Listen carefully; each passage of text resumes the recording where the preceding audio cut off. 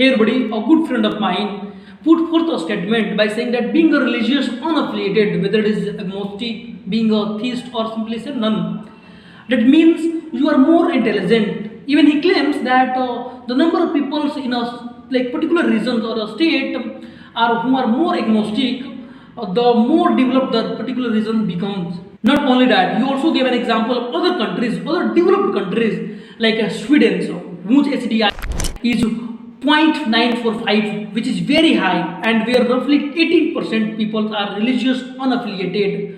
By the way HDI is a indicator जो कि कोई कंट्री कितना डेवलप्ड है उसको मापने का पैमाना है, which basically ranges between 0 to 1, where 0 means bullshit and 1 means very developed. For instance, Norway had an HDI of 961 with 11% agnostic people. Japan is also very developed, where religious and developing countries like China, Vietnam, and India, since they are very religious, they stick to the religions because of which they are developing countries, not a developed. मुझे हैरानी तो तब हुई जब मैंने इस research paper को पढ़ा.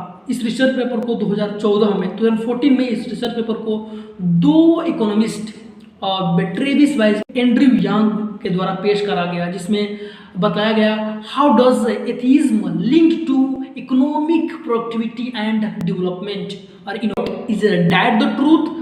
The answer is not at all, because there are a lot of factors are involved in the development of any nation. I'm giving you 4 main factors that really help a country to be developed. Number 1, economic indicators. Number 2, social and human development. Number 3, institutional and governance factors.